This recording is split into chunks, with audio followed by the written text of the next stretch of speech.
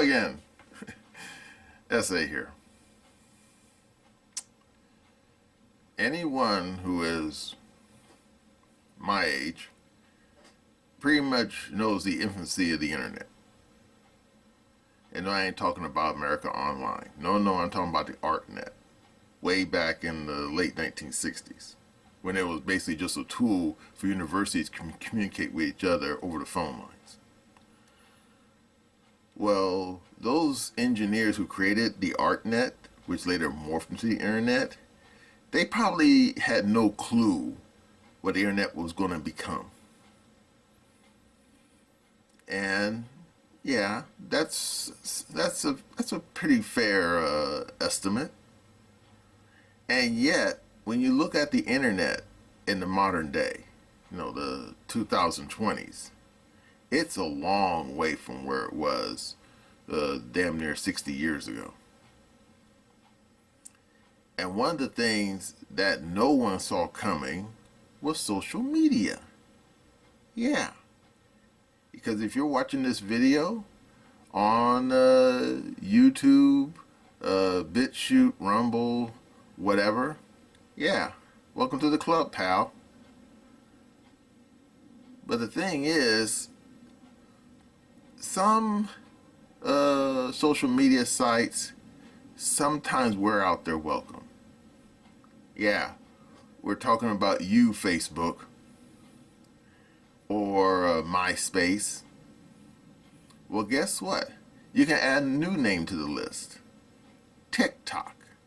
And you say, wait, what? Yeah. Because on this date, Thursday, January the 16th, TikTok has about less than a week to live within the borders of the United States. Now, I'm going to show you a little snippet of a video that old big boy, Jeremy from the Quartering, made about the TikTokers and how their world is getting smaller and smaller. Oh, okay, are you ready? Here we go. Now announced plans for immediate shutdown. I think this is perhaps the 1 or 2% chance that I had talked about when covering this. The Supreme Court has decided they aren't going to save the app. People have already started migrating to other apps, and they're being met with a pretty brutal reality. Well, at least the wokies are. Now, I will say this. What we see mostly, because of accounts like Libs of TikTok or, videos that I cover, some of the most weird, unhinged people of TikTok. I have become more educated on the fact that there are a lot of people on TikTok who are just normal, everyday people that like to use it. They run their businesses in the shop, things of that nature.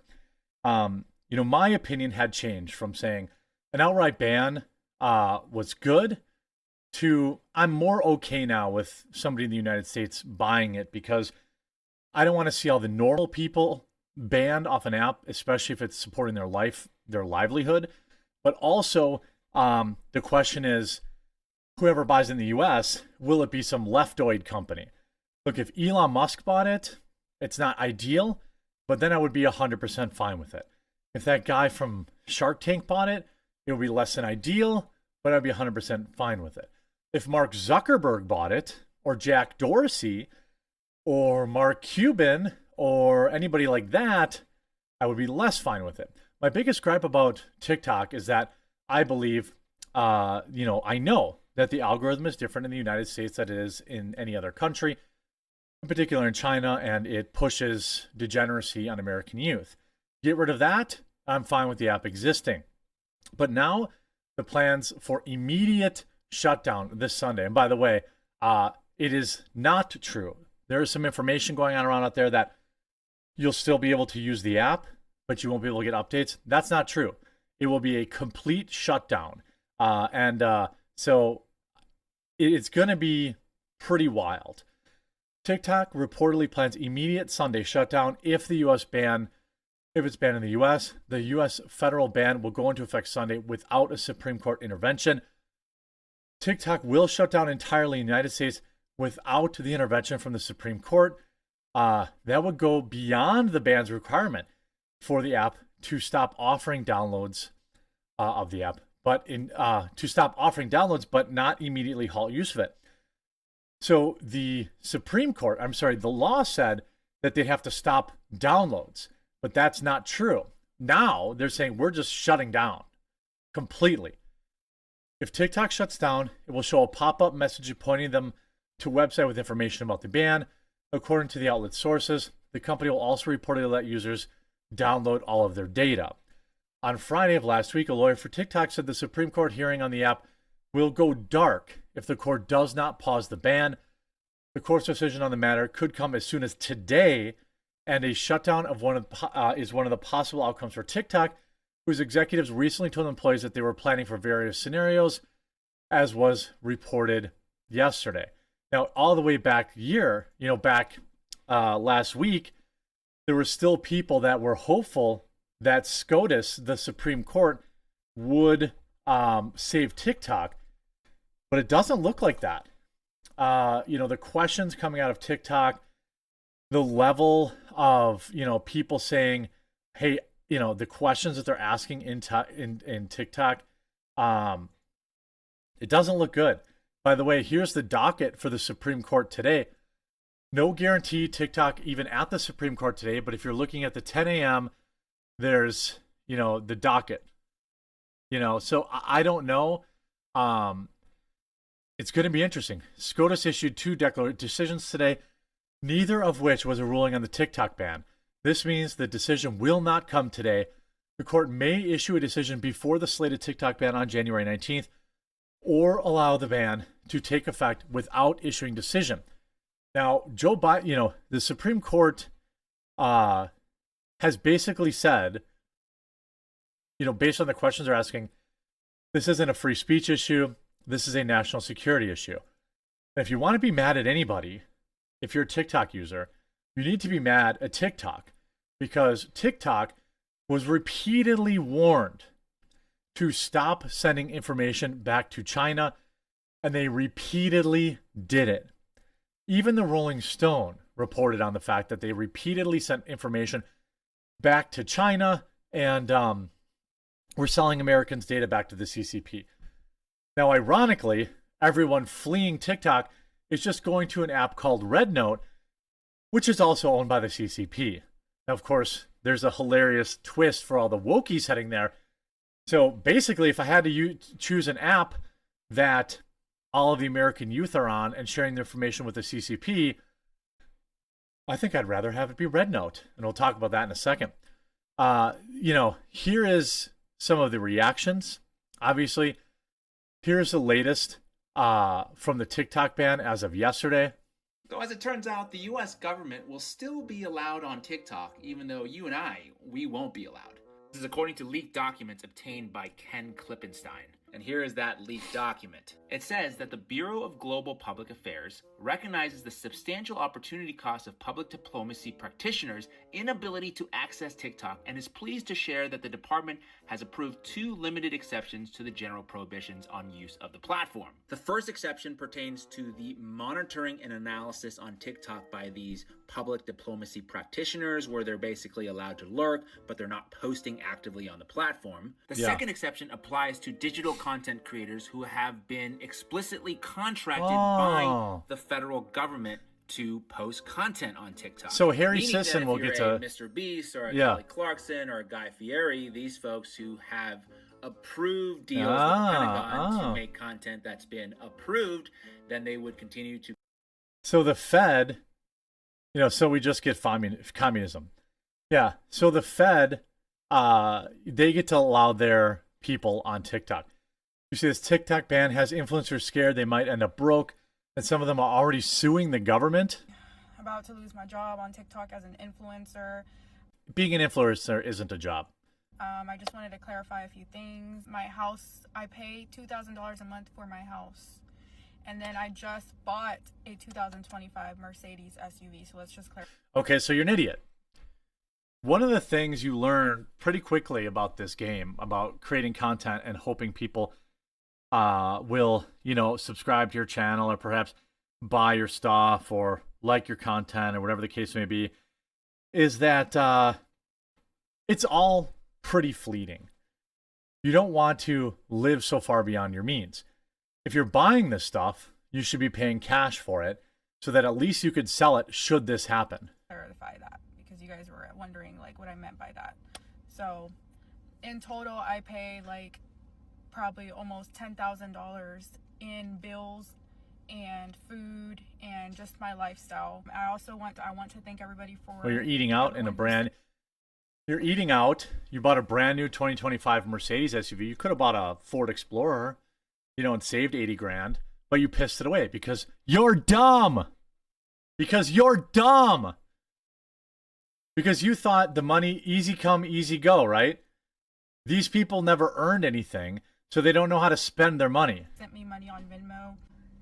I was able to get a total of $6,000 already. Oh, here we go. Like, that's so put the nice. music Like, in. no one's ever Put the done music anything in. like this Oh. for me before. But yeah, guys, right now I'm really worried because if TikTok's banned, like, what are us influencers really gonna do? It's not a job. Oh, here's the bad part. By the way, all these losers are gonna invade YouTube. I guess fine. Look, I would say if I own stock in Rumble, they're welcome on Rumble. 100%. Rumble should be working feverishly at their short form video. Feverishly. Like, So that we don't want this run of the mill, basic blonde chick who makes 20 grand a month and never earned any of it.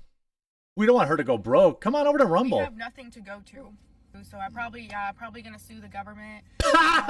You're gonna sue the government? Because without TikTok, there is no me, there is no influencer. You're not gonna win that lawsuit, honey. And by the way, you don't have the money or the means to do it. I mean, now here's the other funny part. Everybody's flocking to this app called RedNote, which, by the way, has some wild terms of service. If you think TikTok was bad, ooh-wee. I know Steven shared it yesterday. I wonder, I don't know if he tweeted it like a million times, but RedNote's terms of service is so wild. 1, you must comply with the Chinese constitution and laws and regulations. 2, practice the core values of socialism. 3, promote patriotism, collectivism, and socialism. That's in RedNote's terms of service. Now the question is, will RedNote change their terms of service to, after morons like Pokimane are promoting it and saying, oh my golly, gee willikers, you've got to go on RedNote. China #1, go to RedNote. And also, in a brutal twist for all the wokies that are, going to TikTok, liberals are flocking to RedNote, an app controlled by China, to replace TikTok. Turns out, they ban LGBTQ content, all inappropriate outfits, and only have 2 genders. Uh-oh!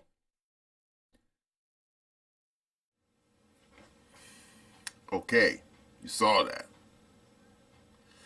Now, for me personally, I was never on TikTok.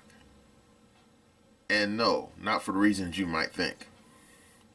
Because, for example, old Tim Pool, yeah, he complained more than once that he tried to set up a TikTok account, but he wasn't even on there a month when he got banned. Why? He doesn't know either. He just knows that one day he tried to log on and his account wasn't there. Poof, gone, vanished into the ether. And of course, anyone who's familiar with ByteDance, the parent company of TikTok, and knows their business practices, probably is pretty aware of why people like Timmy was banned. And not just Timmy, other people too. Like Dr. Steve Turley, Alex Jones, old Trump, even though he was never on TikTok anyway, and on and on and on. Why? Because anyone who's been paying attention knows that TikTok is not just a social media site. Nope.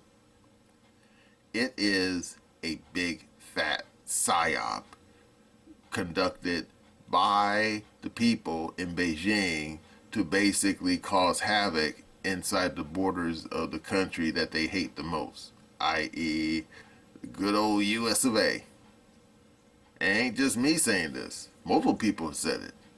Indeed, I think it was, man, I forgot who it was. It's been a while. But someone did some research. I think it been Matt Taibbi. Don't quote me on that.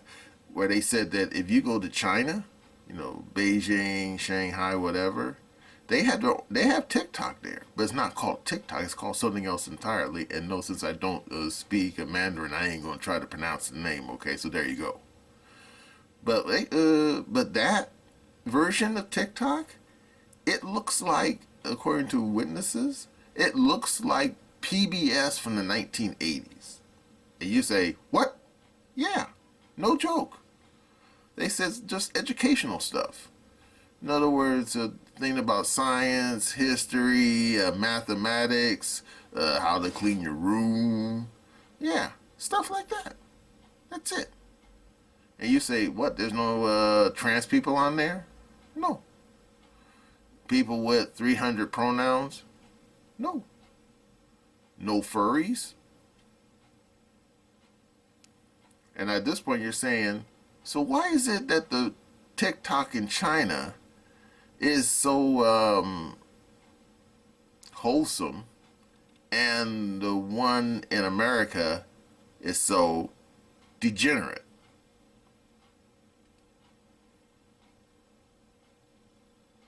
Why do you think? Because the people who run the TikTok, i.e. ByteDance, wanted it that way. Ain't just me saying this, because old Timmy Pool, for example, he focused on the old Dylan Mulvaney, and you say, oh, yesterday's news, who cares about that clown? Yeah, but wait for it. You ready? Yeah. He said that Mulvaney, who is or was an actor, stage actor, he was trying to become famous on on social media. And he ended up gravitating towards TikTok. Why? I don't know.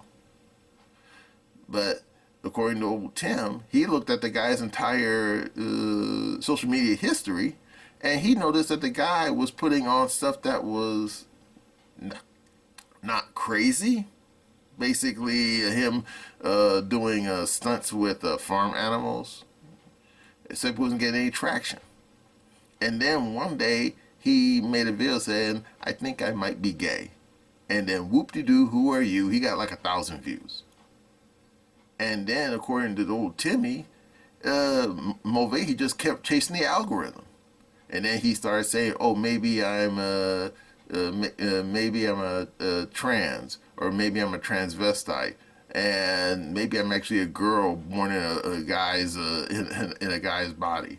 And boom, his views went up to a billion before you could say Jack Robertson. So he just kept chasing the algorithm. And thus, he was able to parlay that into his own little niche of fame. Remember, it had so-called videos on girlhood. Remember that dumbness? Yeah, precisely. And I have to admit, in the case of Mulvaney, it actually worked out for him. I mean, good grief, the guy ended up on the damn stupid Drew Barrymore TV show. Yeah. Like any normal person could ever end up on that show. And the worst thing about it was, that guy actually was dressed up better than Drew herself. And you say, what? Yeah, I saw that episode. Well, at least I saw the clips from it. I mean, that guy looked like he had raided old Zsa Zsa Gabor's hand-me-down closet. He was wearing some damn $10,000 dress with the matching heels, I might add. And he had his hair all done up in some weird kind of crazy beehive ponytail-looking thing. Looked like from 1965, 66. And he looked way snazzier than Drew in her damn bell-bottoms and her platform shoe looked like from something from 1978. But yeah. And then, wait for it, old Dylan got himself invited to the White House. And you say, what? Yeah, I saw that. I couldn't believe it. He's sitting there in a dress, looking like Rosalind Carter, the dear departed Jimmy Carter's wife? Yeah. And he's talking to the damn old Sleepy Joe. Now at this point you're thinking, oh well, Sleepy Joe, that old fart was senile anyway. He probably didn't know who he was talking to. He probably thought he was talking to a cardboard cutout. And I'm thinking, I don't doubt that. But the fact that you had a bunch of White House staffers invite this kook to the White House to sit down with the President of the United States shows a total lack of respect. Because I know for a fact that Bill Clinton, George W., and even Barack Hussein Obama would not have tolerated that bullshit. Hell no.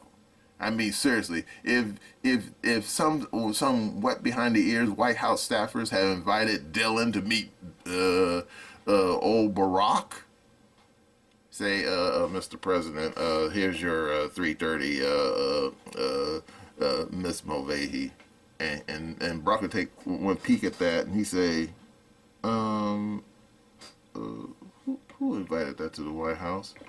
And a couple of our brand new staffers, Mr. President, Mary Sue and Consuela. Oh.